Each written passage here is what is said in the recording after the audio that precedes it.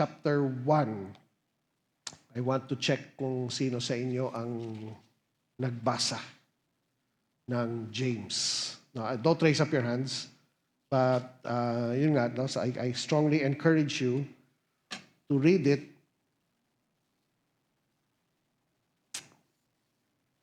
One of the mistakes, one of the things that were taught to us sa yung sa expository preaching training namon was to read the book again and again and again and again. Just read it and just read and read. No? And something to confess, I did not really do. No? Sometimes, ina-check ko lang ang verses, Bible study lang ko.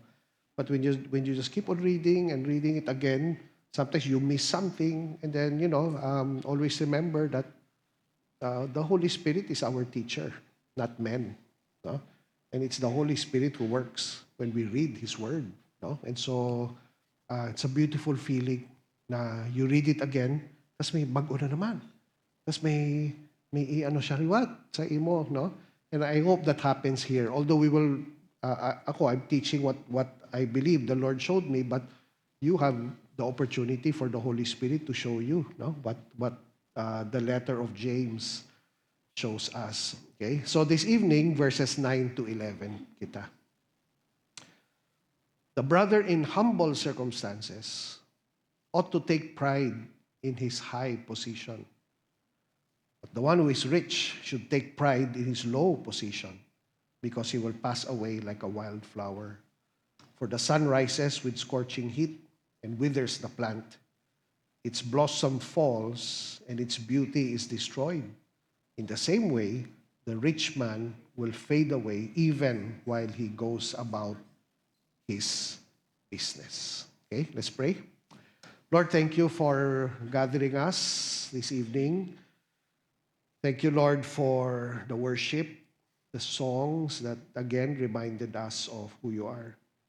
And we thank you for opportunities like this, together with other opportunities that we can learn more, grow more in your word.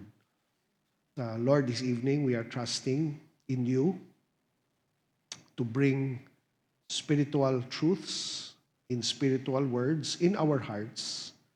But we pray also that you use myself as your vessel, your instrument, Lord, in clearly sharing the truth of your word. So be with us tonight, Lord, as we go through this passage tonight in the book of James. So thank you, Lord. Thank you. In Jesus' name we pray. Amen and amen. So mag-recap tayo tayo. No? So let's read verses 2 to 4 again. No?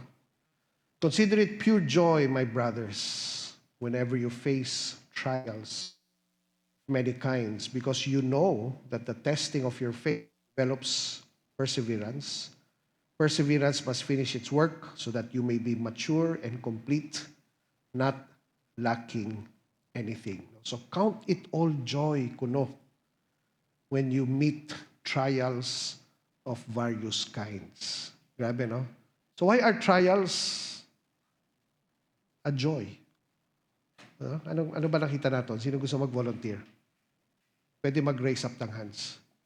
Pwede man magtulog sa salog, kag i-check. Ano mang kulay sa ngaton nga tiles? No? Now, who remembers?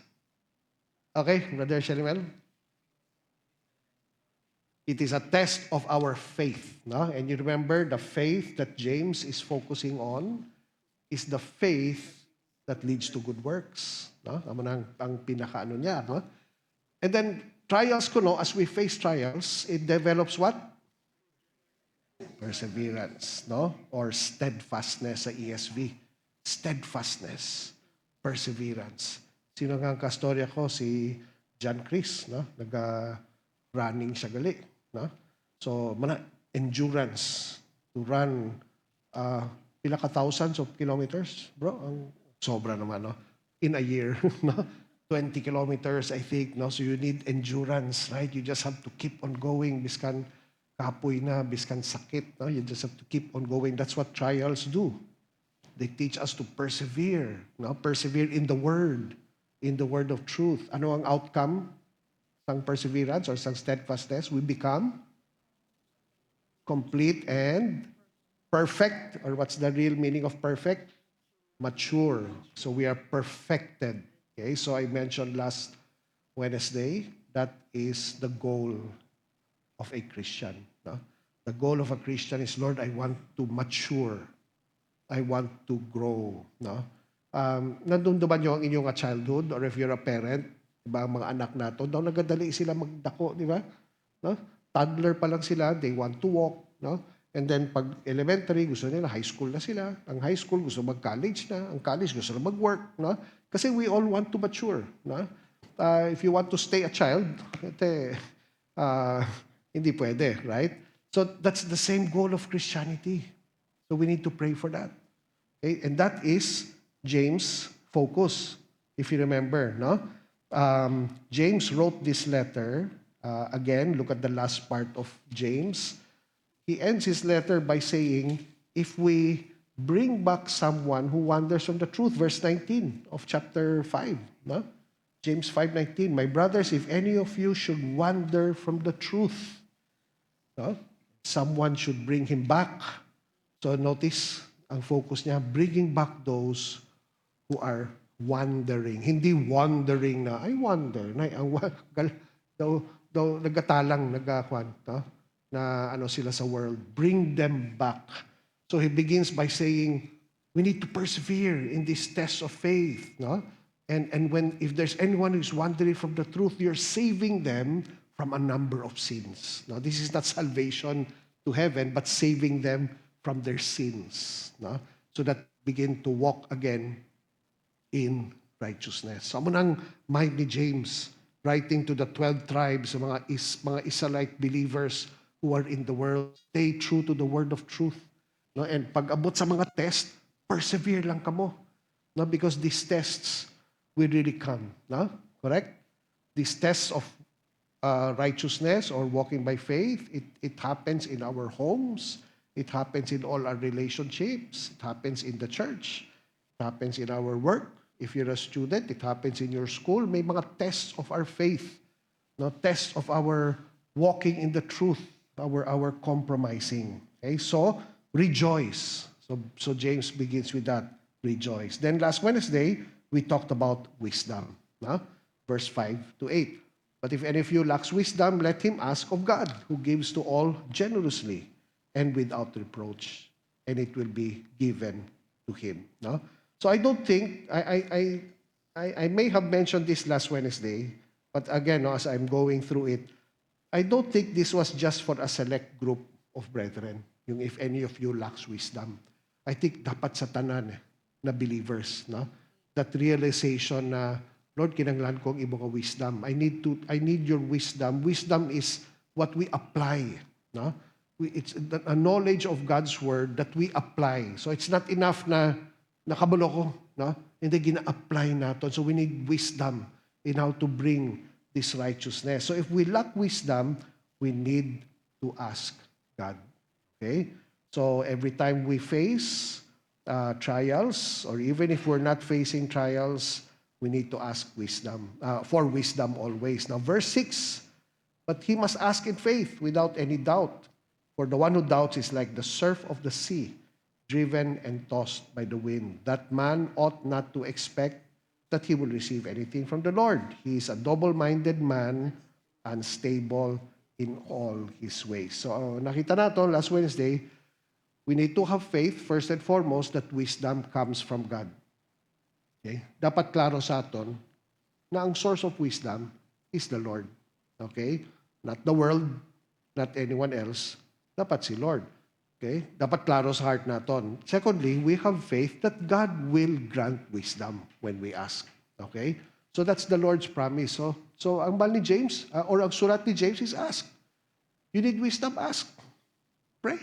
No? James also ends his letter with prayer. Importante ang prayer of faith. No? So pagsugod pa lang, nagambal na siya, we need to have faith. No? So when we doubt God and His wisdom, we become like waves tossed by the wind. So we become double-minded.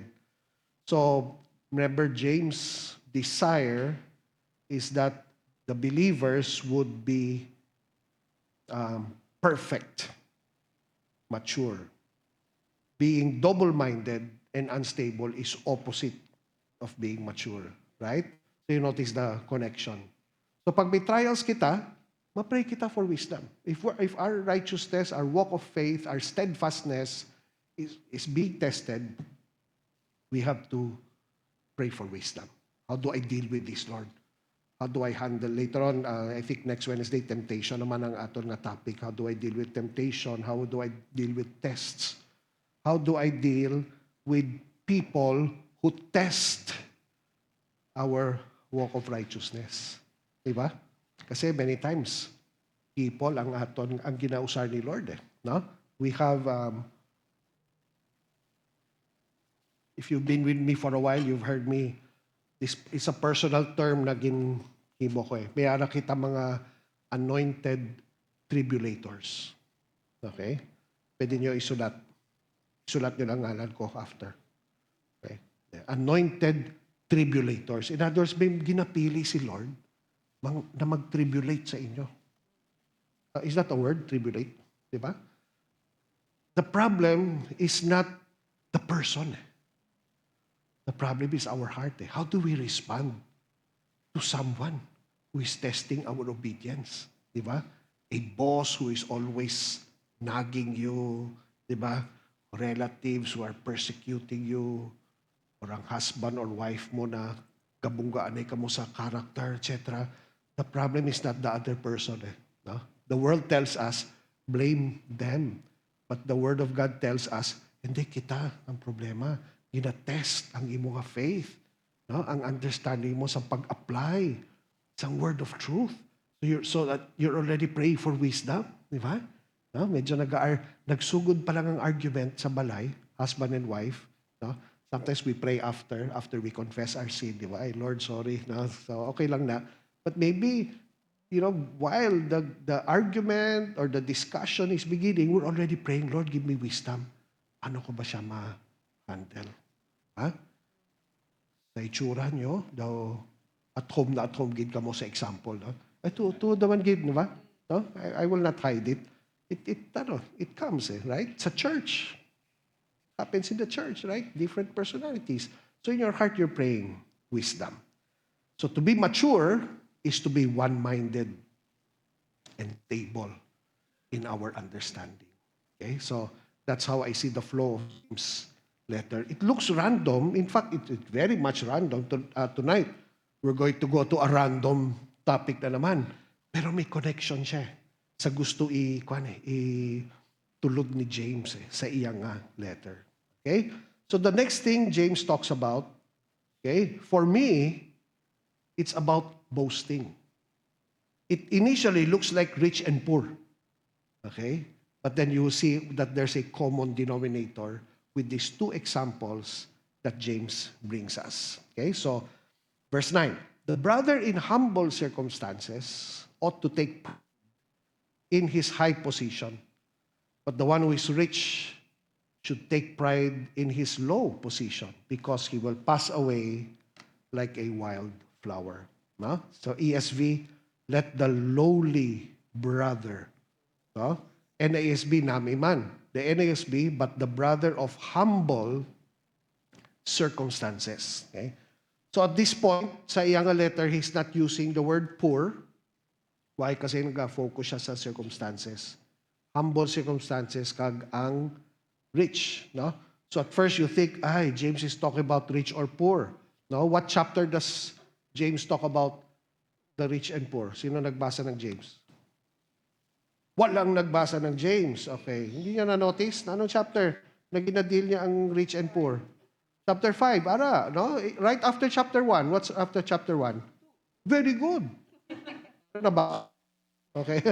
Chapter 2 pa lang, favoritism. Ara na di ba? So it's a common thing in his letter. Chapter 2, chapter 5. Diri pa lang sa chapter 1, daw medyo tayo nga introduction, but it's not really about the rich and poor. It is, no, but I believe it talks more about the heart. Okay? James writing about two sets of brothers or sisters. The lowly, no? the one in humble circumstances, and the rich. Okay? Humble. He's not explaining why. No? Have you ever noticed kung basahin niyo ang Bible, walang explanation kung nga may rich kag poor. Wala man eh. Na the Lord made these people rich, made these people poor. But there are many teachings in the Bible, no, about being rich and about being poor and how we are to help, etc. But that's not the issue of James, no. Christianity or the Bible, God's word, does not deal with solutions to being rich or poor, no. Amo nang gusto ng world eh. The world is always thinking of solutions, no? How to get out of poverty, the what do you call this, na hindi balansyado kuno ang rich kag poor, so you either become a leftist, no, or you become a capitalist, no. And so ang two nagabungganay na sa kalibutan. The Bible does not deal with that, no. The Bible says, God says, there are rich and there are poor brethren, okay, in the church. That's what James was dealing with. Those who were of the term of ESV is lowly brother, pero kanami isang term ng NASB kag NIV, the brother in circumstances. Okay? Both the poor, both the lowly brother and the rich brother are supposed to take pride. Na notice nyo? Amo na ang common denominator na sa verses 9 to 11 eh. The brother in humble circumstances ought to take pride sa NIV, or ought to glory, no? Or boast. Ang ESV, boast. So, grabe. Boast gali, no? So the brother in humble circumstances is to boast, but also the rich is to boast. So that seems to be what James is writing about. And he's just using these two sets of people. No? Ang poor or ang humble circumstances, what are they to boast about? What are they to take pride in? Ang rich, what are they to take pride in? Again, this is the church. This is the Lord. This is the kingdom of God. This is not a teaching that you bring to the world. As we go through this, hindi maintindihan sa kalibutan eh. Ang nakasulat diri, kasi medyo weird siya. Medyo lain siya. Why? Because the brother in humble circumstances ought to take pride in his high position. Okay?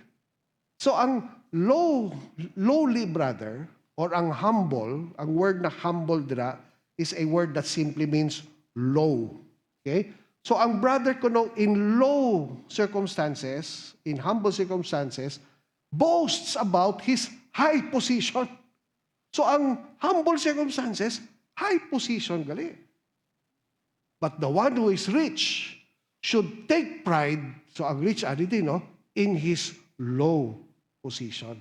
Very clear ang paggamit ni James ng mga contrast, right, di ba? Na ang rich and poor, both of them are taking pride. Both of them are boasting. Pero ang humble circumstances, ka-boast siya sa iyang high standing. Ay, gali. Okay?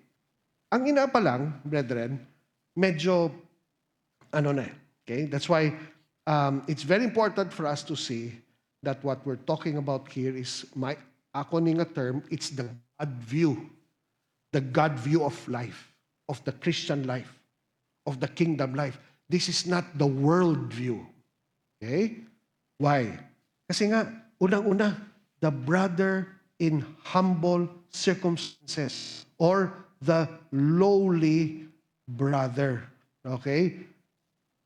Ang kalibutan, ang tanaw nila sa humble circumstances is what? It's a low standing. Di ba? Low standing eh. Di ba? Ilang sweldo mo? Minimum wage. Di ba? Anong position mo? Manager? Whoop! Di ba? CEO? Wow! Di ba? Grabe, no? That's the world. Humble circumstances, low ang standing. Di ba? Is that the word used? Kadasig sa akong malipat, di ba? Is to take pride in what? In his position. Okay? In the world, Low standing, low circumstances, low position. Kabali James, if you are a brother in humble circumstances, take pride in what? In your high position. Uy, grabe no? Kay Lord gali, at least in His Word, someone who is in humble circumstances is someone who should be taking pride, boasting, or exalting in his high position. Grabe, no? We are to take pride in it, kuno.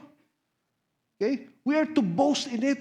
When we realize that we are in humble circumstances in our life, na medyo simple lang, no? Medyo kaano lang, wow, thank you, Lord. Di ba? You're taking pride in it eh. You're not trying to escape. You're not trying to change it. You're not storming heaven and saying, Lord, baguhin mo ang ako nga No. Lord, if this is my life, humble circumstances, low circumstances, Lord, I exalt in it. I boast in it. No? You know, the word that means take pride. Okay? You know what it means? It means to hold your head up high. Grabe, oh. Di ba, amo na opposite sa kalibutan eh. Di ba? Ang mga may kaya, ang mga successful, di ba? Ang mga damo, mga butang, etc., they hold their head up high. Humble circumstances, we do not hold our head high. Di ba? Pinmitan ng kamuna. Oh, malungkot ka, oh, di ba? Kasi kasimple lang sang kwan eh, no, di ba? You notice that, di ba? You know, we have a helper. One of our helpers has been with us for pila ka years na, March, no? 10 years, 12 years, no? 14, bila? Anyway, no? And she'll always talk about their life sa, ay, kapala ko mo, kuya, grabe, ang balay namon. There was a time, wala electricity. Okay, grabe, nagtawag pa ako sa Negros Power eh. Ano ba? Anyway, pero subong may electricity na. Few years ago lang. Wala kami kuryente, namon na, you know, grabe ka. Amo nang usual, di ba? Kapigado samon, kakwan. And we're not holding our head high when we talk about it, di ba? Kaluoy, gani. No? Ang Christian, hindi ginausan ang word na kaluoy. Ay, sa grasya ng Ginoo. But we're not holding our head high. Our heads are bowed. Why? Kasi it's not something to take pride in eh. Kaya, diri pa lang, Lord, ano ni man? It's a God view eh, right? It's a different view for a believer, again, for a brother. We're talking about a brother or sister. We're talking about a Christian, okay? Someone who is in humble circumstances, takes pride in it, boasts in it, di ba?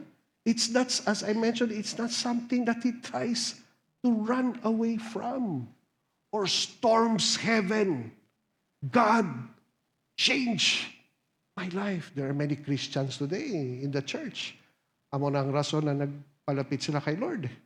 Di ba? I mean, just look at what James is writing. Okay?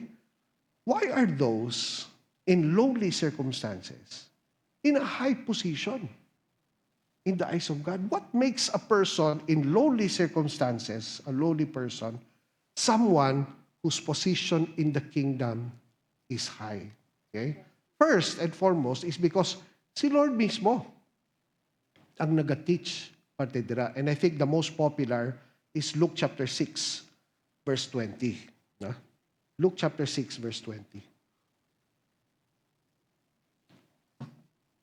Okay? So if you're there already, raise up your hand. Ara ka na, Juvie? Okay, raise up your hand. Sabi ko, wala ta projector eh. Okay? Looking at his disciples, Jesus said, "Blessed are you, are poor, yeah? For yours is the kingdom of heaven." No? And I think I mentioned this last Wednesday or last Sunday ba?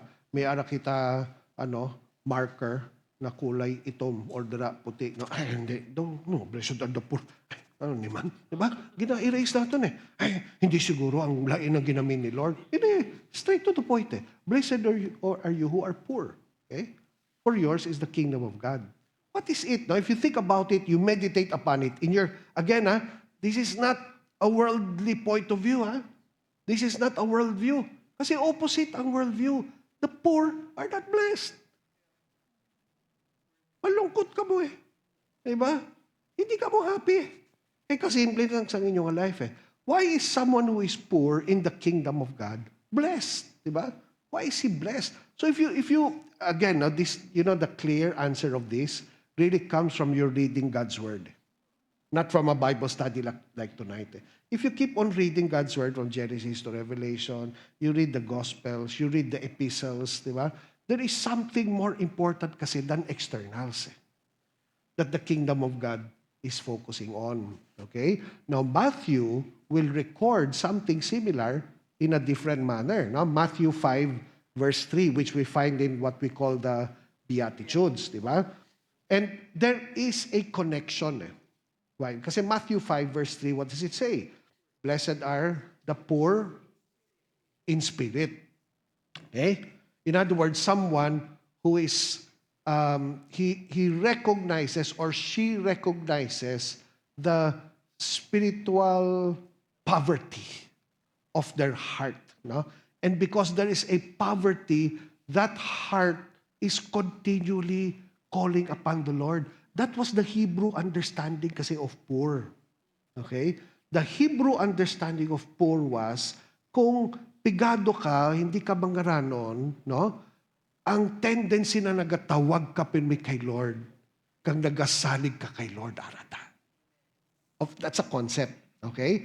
That was the Hebrew concept. And it's a biblical concept actually. That's why, ang Luke 6 and Matthew 5, if you look at it, blessed are the poor. Why? Because the natural understanding is someone, no, who recognizes their spiritual poverty is constantly calling upon God.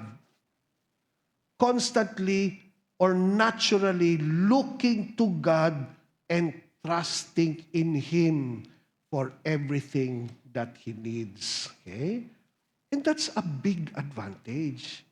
And that's why it's a high position. Now, kinanglan, iklaro ko niya, that's why, even in the church, pero especially sa kalibutan, hindi tanan nga pigado, nagtatawag kay Lord. Okay? Because sa church, maybe tonight is the check of your heart. Okay? Because if we are in humble circumstances, di ba? In low circumstances, we're trying hard to get out of it. We're trying our best. And so that's why, kadamo sa mga Kristiyano, kapoy sila. Because they're trying to, Pero hindi nato ma-realize, pag-aral ko gali sa lowly position, I need to take pride and glory in my high position. Wow, high position gali. Why? Because, again, the tendency is for someone in low circumstances to be crying out to God, to trusting in Him. But not everyone does that. Diba? Not everyone calls upon the Lord. James writes about it sa James chapter 2. Diba? Look what he says in verse 5. Listen, my dear brothers, James 2, verse 5, no? Has not God chosen those who are poor in the eyes of the world to be what? Rich in faith. Diba? Kasi wala siya kwarta na masaligan eh. Wala siyang material things na ma-hold on to eh. And so, ang tendency is to hold on to God for everything. No? Lord, amo lang niyang kwarta ko. No? For this week, make it last, Lord. Make it last. No? And you notice if you persevere in that, no? Notice how you mature through those times. Di ba? And every time, and God works, you're saying, Lord, grabe ka gid, no? Kabalo ka na, hindi ikaw eh. It wasn't hindi ka mapisan, no? Or masipag, or what, hindi. You cried out to the Lord. Di ba? Ay, nako, si Marge and I and our family went through so much of that years back. No? I'm thankful now that the Lord has worked in our life, pero there would be times na ma-provide si Lord sa Sunday, pero makalabot lang siya hasta Thursday. So Thursday pala, nag-pray na kami, Lord, ano naman? Ang ginbakal na pinaka-pieces of manok, pag-abot sa Huwebes, ubos na. Ako ano naman? Timing pag Friday, may birthday party. Okay? So, may free kwan na kami, sudan, may take home pa. Na makalabot hasta Sunday na naman. Pagabot sa Sunday, LO na naman. You know, physically, it's tiring. Mentally, na you're anxious. But when you persevere through that, and I know there are many of us, you don't have to be a full-time minister to experience that, di ba? But because you're crying out and you're calling upon the Lord, and then you see the Lord's answer, it just strengthens you and matures you, makes you wiser in how you spend your money. It makes you wiser how you face life. Di ba? No wonder that someone, kambal ni James, if you're a brother in humble circumstances, glory in your you have a high position. Di ba?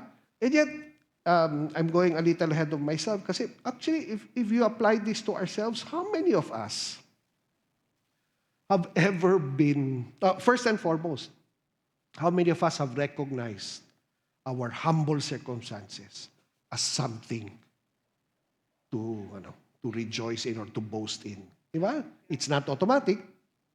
If ever you agree tonight, you've learned it somehow. But in the beginning, hindi. Lord, nano naman, nga ari ko sa siningakuan, nga hindi ako parehas kay amo na. Grabe kid eh. But if you're holding on to the Lord, you realize, the Lord looks at it as a high position. Kasi nga, it brings you, here is someone, di ba? Again, the God view of being in humble circumstances. You become someone who knows and accepts the position that God brings so that you will trust Him more. Okay? Now, it can be circumstantial. It can be an actual life. Now, will the Lord bring you out of that life? Si Lord ang bahala eh. But as long as you're there in that humble circumstance, rejoice, glory. You have a high position in the kingdom. But we don't naturally look at it that way, di ba? Even I am at fault with that. You're praying, Lord, take us out of this, Lord, this lifestyle. Tani magnami, pag inangamon nga life, Lord, di ba? Especially mga anak nato, di ba? Para ma-experience sa mga anak naman na. But then you realize what James is saying, have we ever boasted that our being in humble circumstances, notice it's a state of heart. It's not about circumstance. Kasi later on, it's the same thing with the rich. Sa tuod lang. Okay? But I'm going ahead of myself. Okay? We are to boast that we are in a position in life to trust God and to look to Him. Have we ever done that? Diba? We have to step back and say, Lord, forgive me. I never looked at the humble state of life as something that is of high position. Okay? And you know what that gave birth to? Yung mga hyper-faith churches. Name it and claim it. Have you noticed that? Puro sila claim it. Puro sila name it. Puro sila positive confession. Why? Kasi bawal ang poverty. Have you ever noticed that? Bawal eh. Kailangan magwa ka sa sinangka lifestyle. And that's why they don't realize it, but they're doing what the world does. Diba? Kasi nga, hindi. Now, I'm not saying that God will not take you out of that life, but while you are there in that humble circumstance, your head is raised high. Di ba? It's ano bang trabaho mo? Ano ako eh? Ano bang kwan? Manager ako ng isa sa office. Very good. Tapos, ikaw, anong trabaho mo? Janitor lang ako eh. O nga, binababa mo yung ulo mo. O, di ba? Kasi janitor eh. Di ba? Floor manager naman, para mas nami. Mateo, di ba? I'm a floor manager. Di ba? When I was preparing this, again, I'm old. When you're old, you always look back at life. Pag-graduate ko, I started working. I tried working in other companies. Eventually, nagbalik ko sa tatay ko. My father had a marketing firm. Gamay lang siya, but ako na nag-sell Darigold. Pero siya ang general manager. So, palapit ko sa tatay ko, sabi ko, Dad, wala akong makita work. Sa ibon na lang, okay. No? And, my father was the general manager. Siya ang owner, no? So, every morning, when I wake up, makita ko siya sa dining table, gabasa dyaryo, alas 8 na, 8:30, 9 o'clock, ara pa siya, coffee, dyaryo. Pag start ko ng work, no? Amo man ko, aral ako sa dining room, basa dyaryo, 8 o'clock na. Sabi ng tatay ko, anong ginagawa mo rito? Sabi ko, bakit? Because he made me start from the bottom. Eh. He made me start na ahente ako sa truck.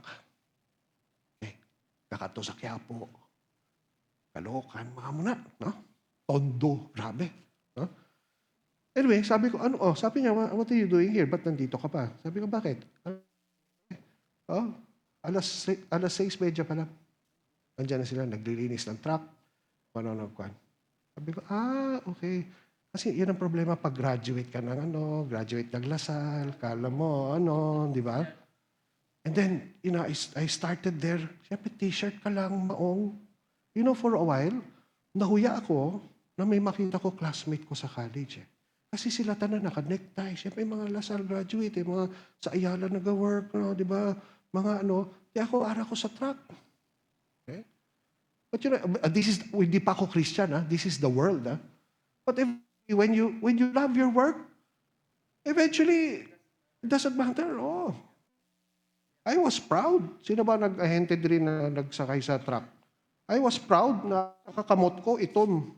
Ang isa, hindi. Kaya nga, kung ikaw ang driver, di ba? Amo ni ang gaitom di ba? Ikaw naman ang ahente, ang iniga side, So, hindi, ay kasi salesman ako no? Tapos nakamaong, etc. Pero later on, okay? But hindi pa tapos ang kwento ko. When I became a Christian, and I became a pastor, medyo nahuyaman ko. Okay? Kasi, ikaw? Pastor? Di ba? Siyempre, So, I would not want to meet my classmates kasi if they will see me, Ricky, ano ang ginagawa mo ngayon? Di ba? Medyo nahuya ako My head would be down. Kasi I did not grow up that way. But eventually, when I accepted the life that God gave me, eventually, you realize, okay, you're in a high position. Okay? That's why it's so important for us. Ang aton nga mindset, ang aton nga heart set, ang aton nga attitude, dapat ka-focus kay Lord kag ang iyang word. Diba? Ang iyang word. The brother in humble circumstances ought to take pride in his high position. This was the life that James wanted his readers to live. It was a life boasting in the Lord, not in their position. So, biskan humble ang position mo, you are boasting in your high position. Why? Because you are someone who is trusting God. Okay? So, it's not na ginbaton ko na pigado ko. Hindi. Amo ng world. Ikaw, ang ining kabuhi na sa ako ni Lord, it's moving me and causing me to trust Him more. Okay? And so, our heads are held up high.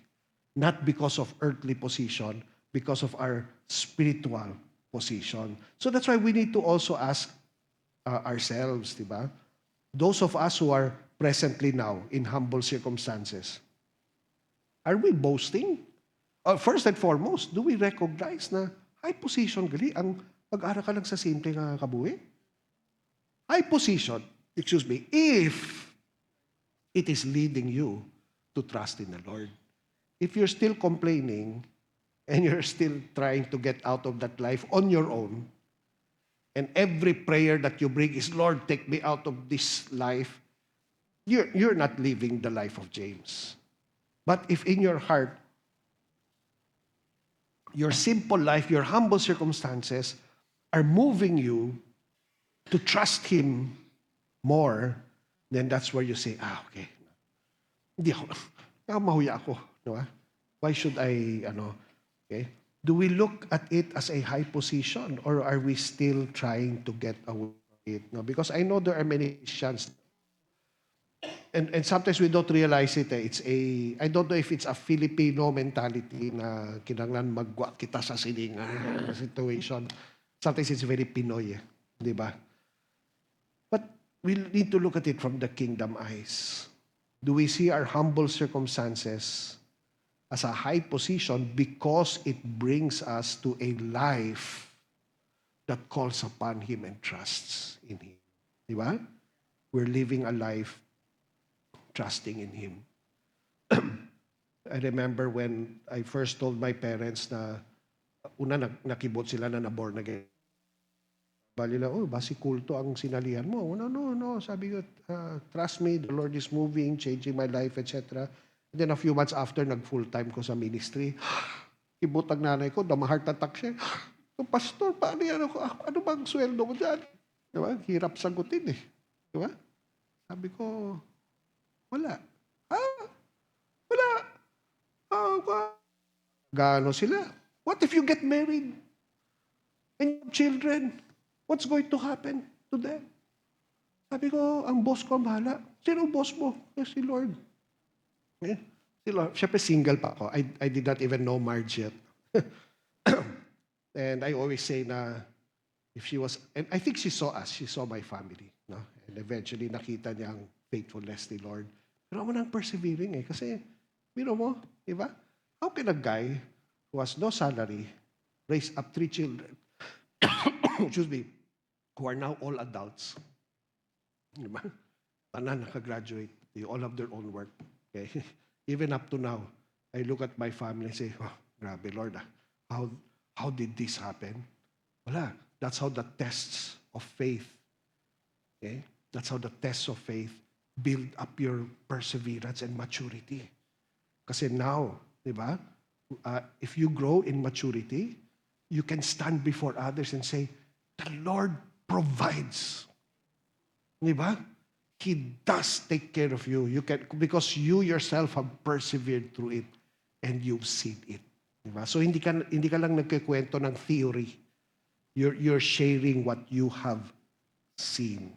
Okay? Now, what about the rich? Okay? What about the rich? What about brethren who are not in humble circumstances? Okay? So, I'm on verse 10. But the one who is rich should take pride in his low position, because he will pass away like a wildflower. Okay? So baliskad, right? Ang ara sa humble circumstances should take pride in their high position.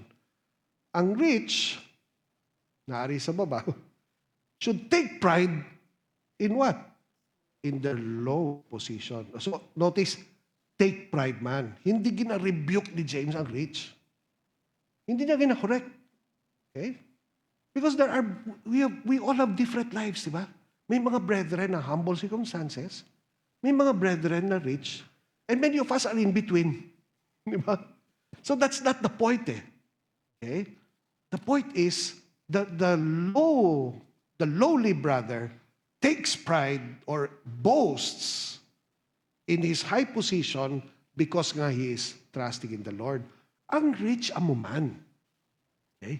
God is not saying, sell all your riches and give to the poor. Ang kinaglan, pigado ka mo. Hindi. Okay? That's a wrong understanding also of God. Huh? But what the Lord is saying is, if you are rich, take pride in your low position. So, amo na ang contrast na pinapakita ni James. Low circumstances, high position. High circumstances, being rich, low position. Why is a rich brother or sister in a low position? Again, God view. Okay? This is a God view. In the world, the rich take pride in their high position. Di ba? Because they've reached a certain point in life. Riches exalt. Di ba? If you have riches, ang tendency is to boast in that riches. In the kingdom of God, it's different. If you are rich, you are in a low position. Why? It's actually very similar. And the end point is actually the same. No? Because for a Christian, he or she recognizes that his or her being rich is a low position. Why? Kasi si James mismo nagambalo. Because he will pass away like a wild flower. Rich believer understands that all the riches that he has, all the material things. Kasi wala man sala eh. Okay? Wala man sala na God has blessed us. We have material things, right? And in fact, yung riches is very, very, what do you call this, na, how many of us will claim na, bis ka nagambal ka, pigado ko, pero kanami sa imo ka cellphone, no, di ba? So, kita tanan may material things, di ba? Kita tanan in a sense rich, di ba? We have our riches. But we need to realize that riches and even ourselves will fade away. That's why we're in a low position. We may have many things, but how many of us need to be reminded that all of these things will fade away? Okay? Amo ng verse 11. For the sun rises with scorching heat and withers the plant. Its blossom falls and its beauty is destroyed. In the same way, the rich man will fade away even while he goes about his business or in the midst of his pursuits. It will fade away. Now, one day, madula di siya. Material things. Di ba? I may have an iPad or a tablet, Android tablet. We all have our cell phones. No? We all have our bank accounts. Maybe some of us wala. Naman ang humble position. Di ba? But the moment you have a bank account, okay? When you don't have a bank account, you live per week, di ba? Or imbis kan per day, di ba? Pero the moment may bank account ka na, gina-check mo na pirmi. Anong unod sa bank account, no? May lang subong, online na eh. So, biskan online, pwede ka na maging anxious. Oh, nakuha nyo, di ba? Sa una, i-check mo pa sa bangko, ang passbook mo, ikuhan mo. Gamay lang, nakita ng tela, nakakaya naman. Okay lang, sige lang, o, di ba? Subong, sekreto na, online. So yung anxiety mo, hindi na public, private na. Anxious gyapon. Ang mga problema sa riches. Di ba? Problema sa riches, it's not the riches eh. It's not the material things eh. It's not the possessions eh. It's our heart eh. Right? And what the riches cause, that's what makes us realize, hala, low position ako gali, no? Compared to someone in humble circumstances, na for every peso, for everything, gasalig siya sa Ginoo, and then nag-rejoice siya sa provision ni Lord, ako nagatulog ko sa akong nga riches. Na, yan, so that's why, all of a sudden you realize, in the spiritual realm, it's a low position. Gali. Why? Because riches have the tendency, di ba, to take away our trust in the Lord. Tendency, ha? Again, James is not saying, bawal ang rich. Hindi. Grabe, pag-bless ni Lord eh. The Lord will bless, right? But, what he is saying here is, just as the humble man takes pride in his high position, the rich man takes pride in his low position. Why? Because a rich man who understands all of these things will fade away. Kay sino siya masalig? Hindi na sa iyang riches. Hindi na sa material things. Ang iyang pagsalig para kay Lord. It's the same thing. Nakita nyo? It's the same thing. Humble circumstances ka man or rich, kay sino ka dapat nagasalig. Amo ng point ni James. And that's why he's reminding the rich, right? The rich man, in his low position, looks to the Lord for his trust. Why? Kasi Lord, kabalo ko eh. Kabalo ko, Lord eh. Okay? Isa lang ka gera or whatever, pwede pwede madula ni tanan eh. And so, Lord, I'm going to live, and it's a low position, you know why? Grabe. Medyo kabudlay, right? But it's something that we forget. Nakasulat din rich, pero kita tanan eh, right? All of us forget. Kasi all of us, we're rich. We have our riches, right? Maybe not as rich as others. No? I found out, si Enrique Razon, kilala niyo si Enrique Razon, same name pa sa akon, Enrique. Siyang tagiyas ang Negros Power. Enrique Razon. Batchmate ko gali sa elementary. Ako sa yearbook ko, batchmate kami, no? Nga ako, pastor lang. Nga siya, grabe. O, di ba?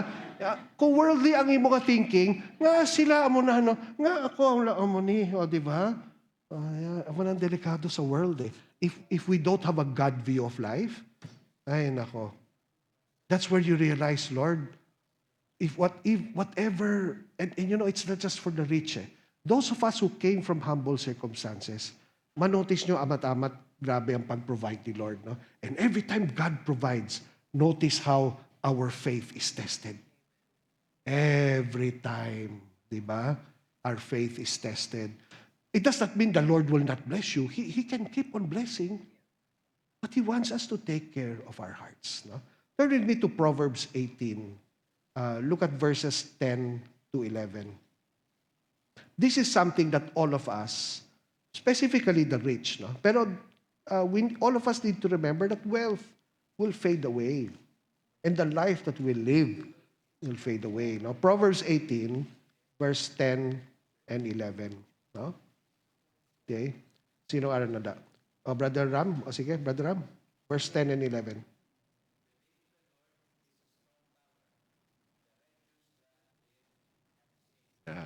Verse 11. Verse 11.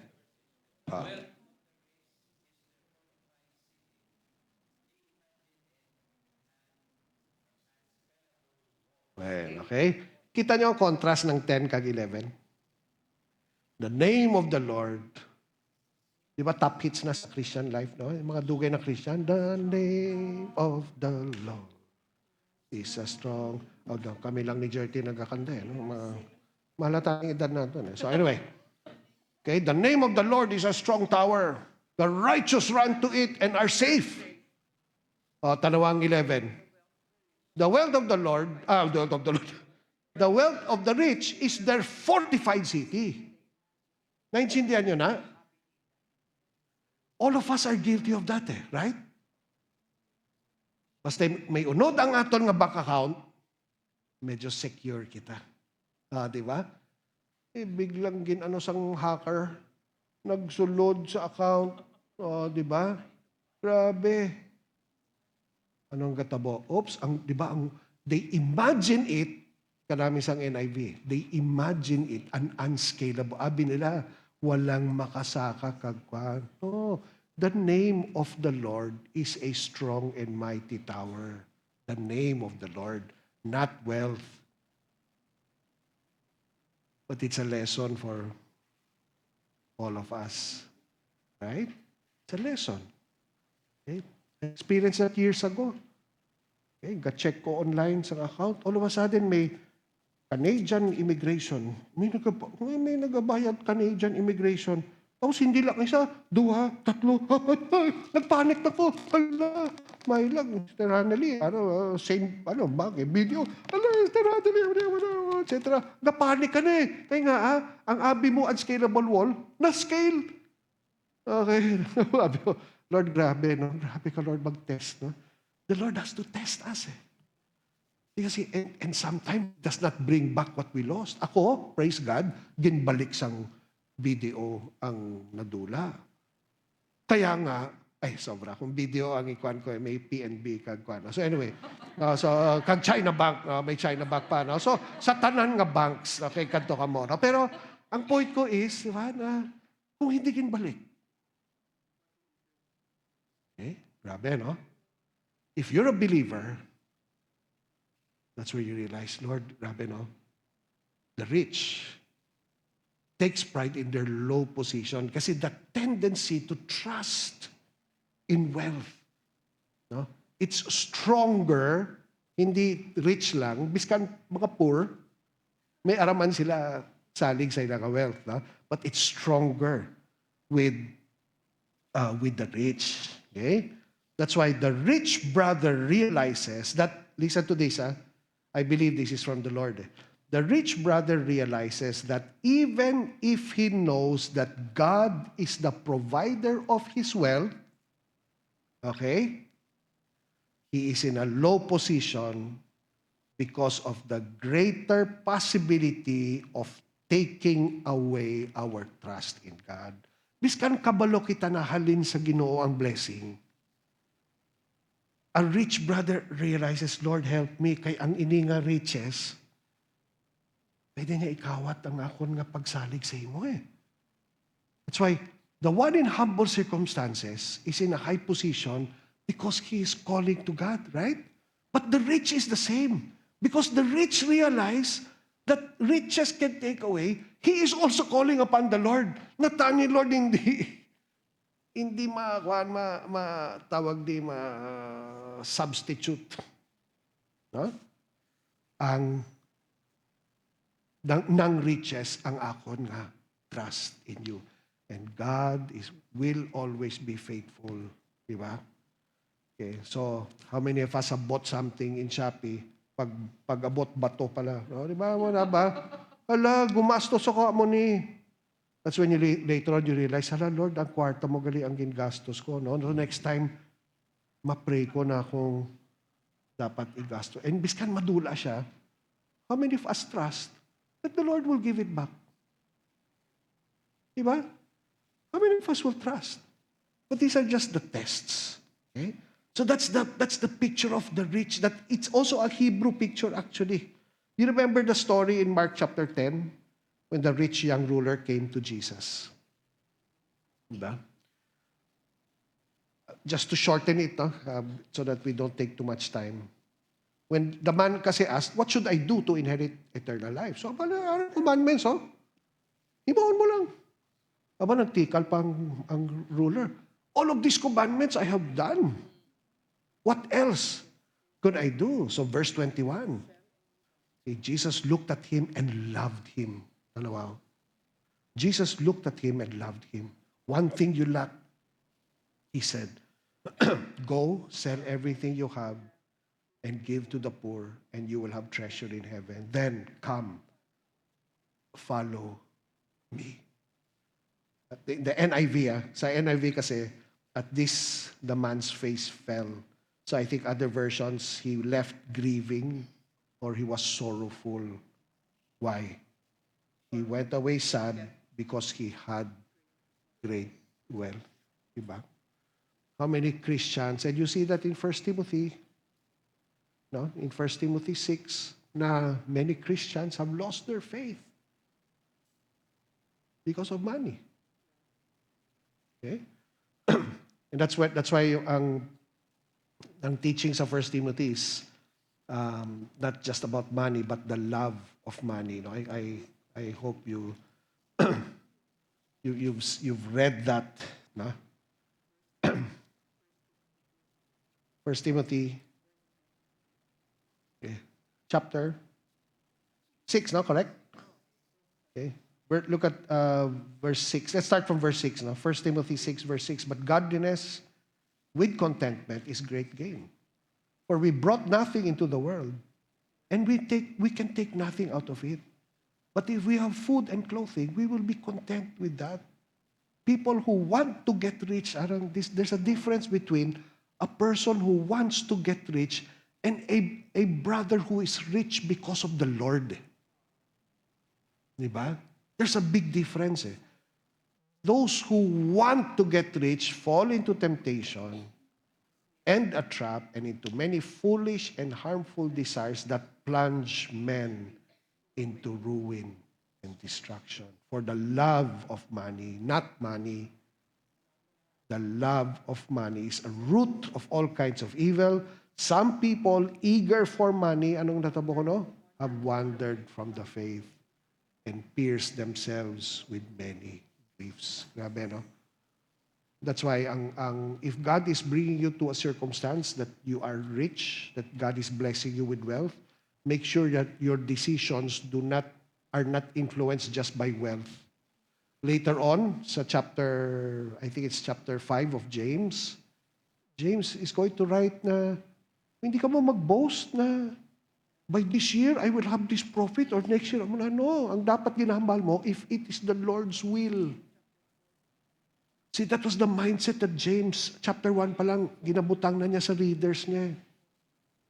Kung humble ang imo ka circumstances, high position ka mo kay, gatawag ka mo kay Lord. Pero ang rich, take pride in your low position because that low position should also move you To cry out to the Lord. Okay? To cry out to God. Again, if you're still in 1 Timothy 6, look at verse 17. Look at what Timothy what Paul wanted Timothy to remind the rich brethren in the church. So command those who are rich in this present world not to be arrogant, nor to put their hope in wealth, which is so uncertain, but to put their hope in God, who richly provides us with everything to enjoy for our enjoyment. Di ba? So, hindi gali sala mag-enjoy. Pero, sa imo nga heart ba? Kabalo ka, nahiling kay Lord? Or ikaw lang na? That's why our hearts are so important. Command them, verse 18, to do good, to be rich in good deeds, and to be generous and willing to share. In this way, they will lay up treasure for themselves as a firm foundation for the coming age, so that they may take hold of the life that is truly life. What is the life that is truly life? Ang diri sa kalibutan? Hindi. Ang eternity. Okay? Next Wednesday, that's what we'll talk about. Blessed is the man who perseveres in trial, because he will receive the crown of life. Nag-advance message na ako. In other words, ang ginahambal ni James, when you go through trials, think of eternity. If you persevere through trials and you walk in the truth, you will receive the crown of life. We need to live for eternity. Ang nang ginahambal ni Paul kay Timothy. Grabe, no? So, will God make you rich? There's no doubt. Okay? But you notice, both of them are to call upon God. So a rich man who understands the danger of putting their hope in wealth, okay, realizes the low position that he is in. And it moves him to put his hope in God, recognizing that He provides for everything. Amo ng rich man. So for those of us who are rich this evening, that's what the Lord is reminding us. Okay? How does he then live? He lives to be generous, willing to share. Grabe, no? This was the life that James wanted his readers who were rich to understand. So nakita niyo, brethren, no? Whether it was the humble circumstances or the rich man, James wanted them to boast, to take pride in God's working in their heart. Okay?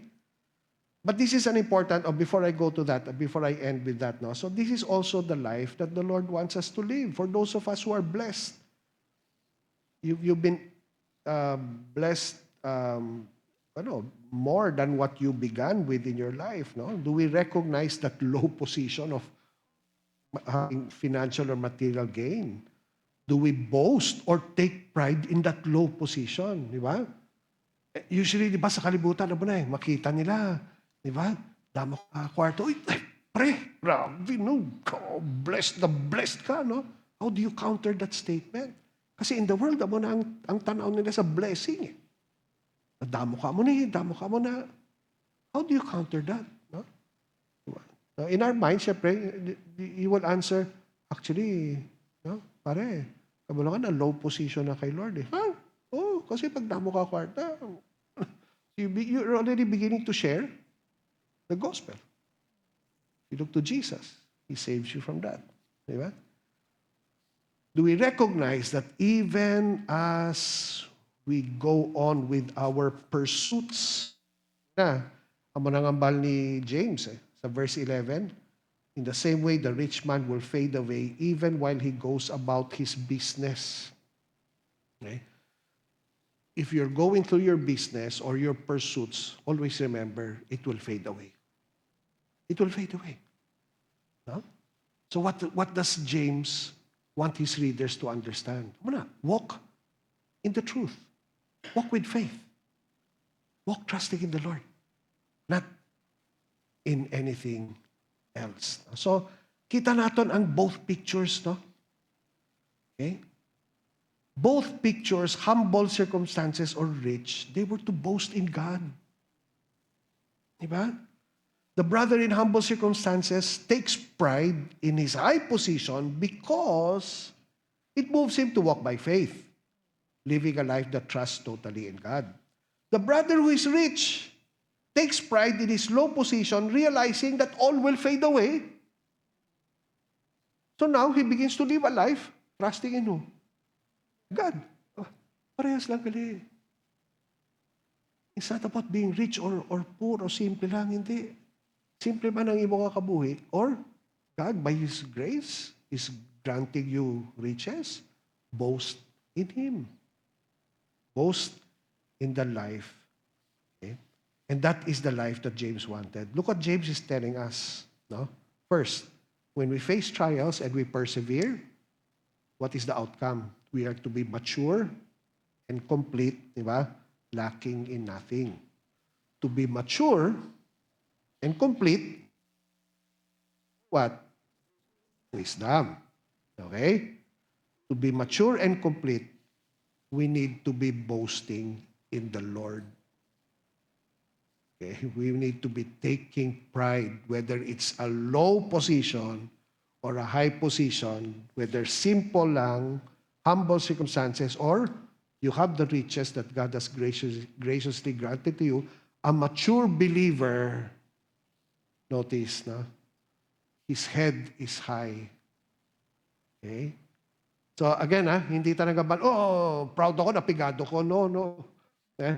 Kung ano man ko, simple lang ako nga life, I hold my head up high. Why? Because I'm looking to the Lord. He's the one who takes care of me. Ang rich, amo man. Ang the rich, his head is high, raised up high, not because of his riches. Diba? Grabe, opposite sa world, right? Very opposite of the world. Grabe, no? You remember my story of my Levi's polo shirt? Sino nakadumdum sila? Gin-gift ako ng sister ko sa Amerika. Grabe. Daw denim shirt na polo shirt na Levi's, no? So ko naman, wow, thank you, sister. Utod ko, no? Sabi ko, grabe. So, ari na ako sa Bacolod, eh. So, galakat ko sa mall, di ba? Pag naka-Levi's ka, lainang lakat mo, di ba?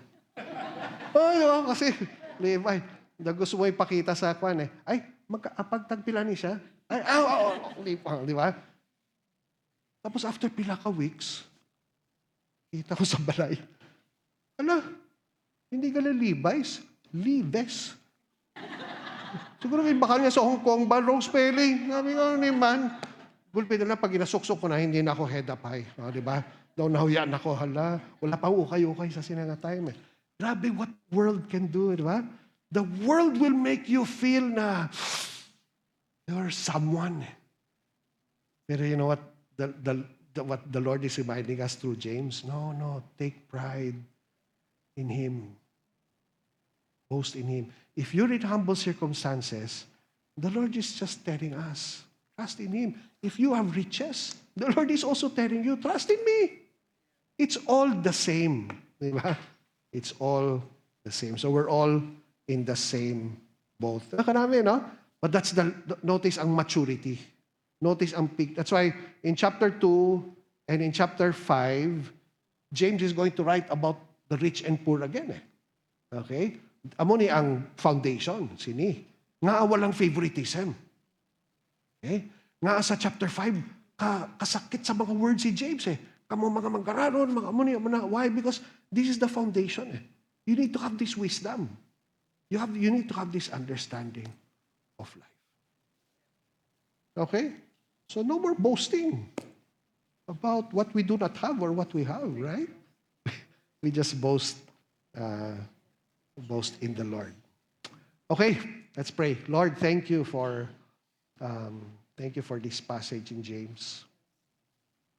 Thank you for reminding us ano man ang amon nga lifestyle na ginhatag mo sa amon, na gin-bless mo sa amon, Lord.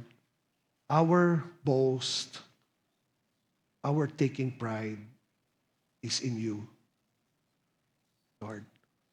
And we know, I think generally makahambal kami tanan na faithful kagid. We have material things to enjoy. We have money to spend. Thank you, Lord. Ang iban sa mo naga-bakasyon, ga-enjoy sang eating out in restaurants. Lord, all of this is from you.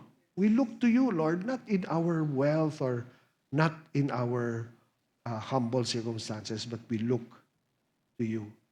Give us this wisdom to walk in always. Thank you, Lord. So bless us, Lord, as we leave. Allow us to reach our home safely, and we pray that we will see each other again next Wednesday. Thank you, O Lord. In Jesus' name we pray. Amen. Okay. God bless. See you.